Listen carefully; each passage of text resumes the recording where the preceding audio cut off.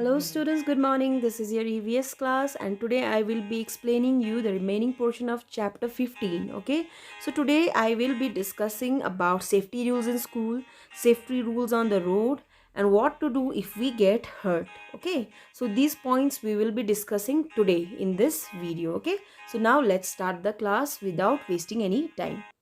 Okay students, so now the first point that we are going to discuss today is safety rules in school.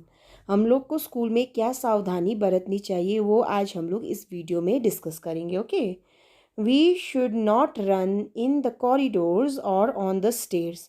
हम लोग को corridors या फिर stairs में दौड़ना नहीं चाहिए. ओके, हम लोग जब भी स्कूल से बाहर निकलते तो हम लोग लाइन में चलना चाहिए. जैसे कि वॉशरूम जाना हो, है ना, हैंड वॉश करने के लिए वॉशरूम जाना हो, है ना, फिर या फिर आप लोग गेम्स के लिए ग्राउंड में जाते हैं तो हमेशा लाइन पे जाना ज़रूरी है. आप लोगों को दौड़ना नहीं चाहिए स्टेयर्स में. ठीक है, बिकॉज दौड़ते वक्त आप लोग फिसल के गिर सकते हैं और गिरने से आप लोग को बहुत ही सीवियर इंजरी हो सकता है, चोट लग सकता है. Okay, we should not push each other और फाइट ओवर सीट्स. और आप लोग को हमेशा ये याद रखना चाहिए कि क्लास में आपके फ्रेंड्स के साथ मतलब झगड़ा भी नहीं करना चाहिए सीट पे बैठने के लिए, है ना, या फिर किसी को धक्का नहीं देना चाहिए क्योंकि चोट लग सकता है ना, और चोट लगने से प्रॉब्लम हो सकता है. लाइफ का मतलब थ्रेड भी हो सकता है. पूरा लाइफ आप लोग को पछताना भी पड़ सकता है. कभी कभी गिर के हाथ टूट जाता है, पैर टूट जाता है और बाद में उसी हाथ और पैर की वजह से आप लोग को बहुत ज़्यादा प्रॉब्लम झेलना पड़ता है. Okay, now another is we should not throw things on the floor of the classroom. और आप लोग को कोई भी चीज़, जैसे कि आप लोग को बताया गया है, क्लासरूम के ज़मीन पे, क्लासरूम में मतलब फ्लोर में, ज़मीन पे नहीं फेंकनी चाहिए. डस्ट वगैरह हुआ, है ना, कोई भी रैपर, जैसे कि खाने की चीज़ें का रैपर वगैरह, वो सब कुछ फेंकना नहीं चाहिए क्लासरूम में. Okay, someone might slip and fall. कोई क्या हो सकता है, फिसल के गिर भी सकता है ना. जैसे कि आप लोग को मैंने बाकी जब चैप्टर 11 इंग्लिश का पढ़े थे तो टॉमी ने क्या किया था, चीज़ें इधर उधर फेंकता था, है ना, बनाना का पील भी इधर उधर फेंकने से वो गिर गया था, है ना.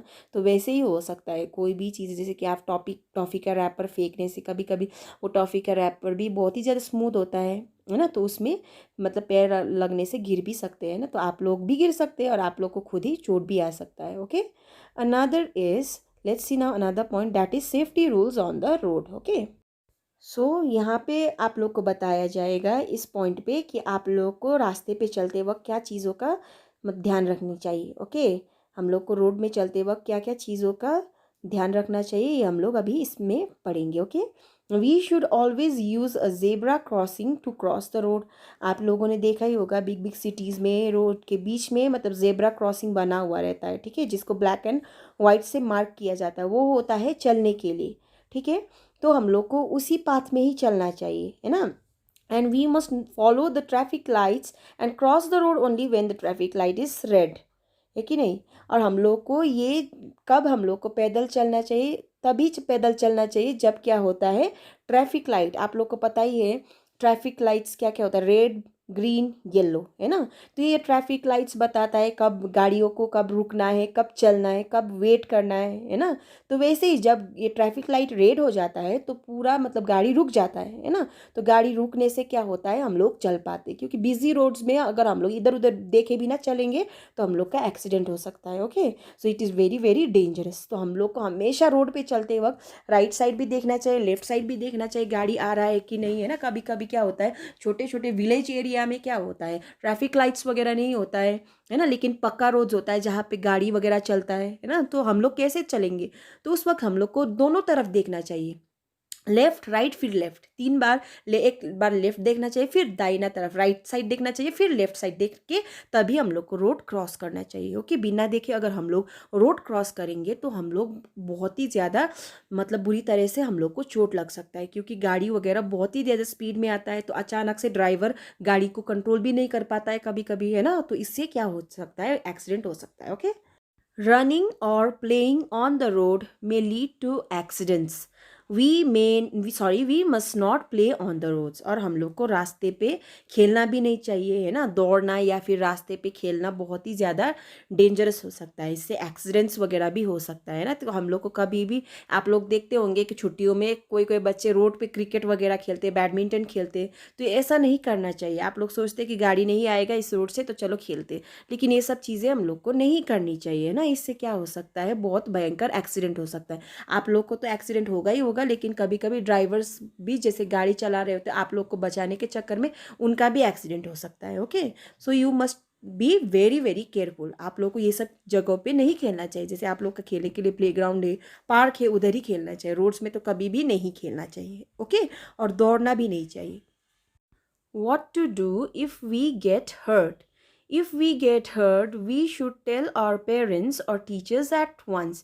अगर हम लोग को चोट लगता है तो हम लोग को क्या करना चाहिए, है ना। अगर हम लोग को चोट लगता है, अगर स्कूल में चोट लगता है तो आपको तुरंत टीचर्स को बताना चाहिए। अगर घर में चोट लगता है आपको पेरेंट्स को बोलना ज़रूरी है ना। If we touch a hot object we should place our hand under cold water.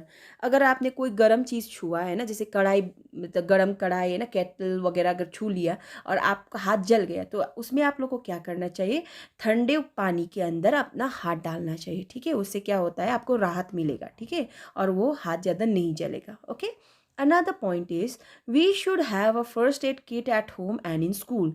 ये तो बहुत ही ज़्यादा इंपॉर्टेंट है। आपके घर में, स्कूल में तो हम लोग का फर्स्ट एड किट है ही, है ना, लेकिन घर में भी आप लोग को फर्स्ट एड किट रखना बहुत ही ज़्यादा ज़रूरी है। ठीक है, फर्स्ट एड किट सबके घर में होना ज़रूरी है। It should have important medicine, और उस फर्स्ट एड किट में इम्पॉर्टेंट मेडिसिन होना चाहिए, जो कि जैसे कि फीवर का मेडिसिन होता है, कोल्ड का है ना, हेडेक का, ये सब चीज़ें नॉर्मल जो मेडिसिन है वो होना चाहिए। और एंटीसेप्टिक, जैसे कि एंटीसेप्टिक लिक्विड, जैसे कि डेटॉल, सैवलॉन, ये सब होना चाहिए, है ना।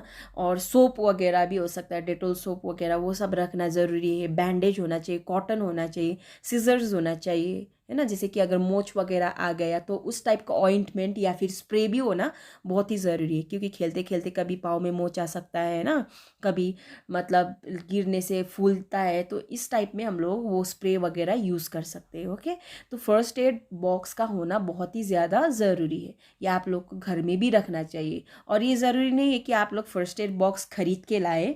आप लोग जो वेस्ट मटेरियल्स होता है, जैसे कि डिब्बा होता है, जैसे शूज़ का बॉक्स वगैरह है ना, या कोई भी चीज़ का बॉक्स जो घर पे आया है और वो यूज़ में नहीं है, ठीक है, तो उसको आप लोग डेकोरेट करके एकदम अच्छे से फर्स्ट एड बॉक्स बना के यूज़ कर सकते हैं। ओके, इससे क्या हो जाएगा, आपको ख़रीदना भी नहीं पड़ेगा बाहर से, और वो बॉक्स भी बन जाएगा, और बाकी मेडिसिन आप लोग मार्केट से लेके आ सकते हैं। ओके, तो आप लोग ये सब चीज़ घर पे बना के रख सकते हैं।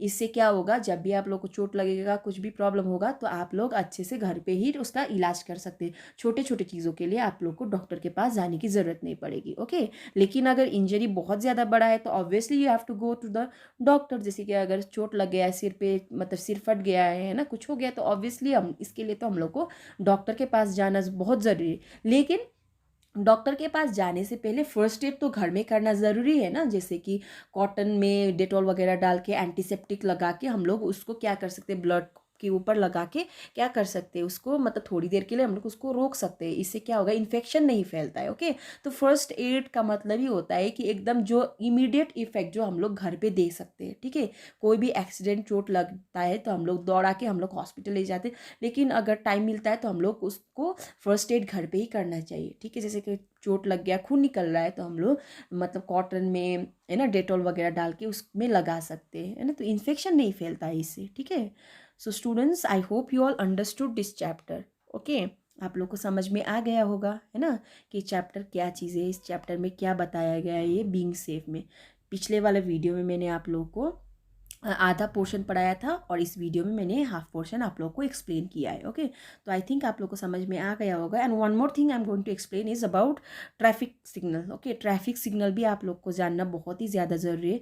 रेड का मतलब होता है स्टॉप, लेकिन स्टॉप किसके लिए, गाड़ियों के लिए। ओके, गाड़ी रेड सिग्नल में क्या हो जाता है, स्टॉप हो जाता है। जैसे रेड सिग्नल आता है तो गाड़ी सब क्या हो जाता है, स्टॉप हो जाता है। तो स्टॉप, जब वो गाड़ी स्टॉप हो जाता है तो हम लोग चल पाते हैं। ठीक है, और ग्रीन का मतलब होता है गो, हम लोग के लिए नहीं, गाड़ी के लिए। ग्रीन सिग्नल हो जाता है तो क्या करते हैं, मतलब गाड़ियाँ चलने लगती है उस वक्त हम लोग को रुक जाना पड़ता है, ठीक है। और येलो का होता है रेडी रहने के लिए। येलो में हम लोग, जब वो येलो लाइट होता है तो हम लोग, अगर हम लोग रोड क्रॉस कर रहे हैं तो हम लोग को जल्दी जल्दी रोड क्रॉस करना पड़ता है, क्योंकि येलो में क्या होता है, ये सिग्नल होता है गाड़ियों के लिए कि गाड़ियाँ आप क्या हो जाएंगे, रेडी हो जाएंगे, मतलब चलने के लिए, ठीक है। तो ये सब चीज़ें आप लोग को जानना बहुत ही ज़्यादा ज़रूरी है। ये जैसे कि बिग सिटीज़ वगैरह में तो आप लोग देख सकते हैं ना, ट्रैफिक सिग्नल्स आप लोग को तो पता भी होए, ये सब ट्रैफिक सिग्नल्स के बारे में है ना। तो ये सब चीज़ें आप लोग को जानना बहुत ही ज़रूरी है। Okay, so I think this much for today. Thank you and have a nice day.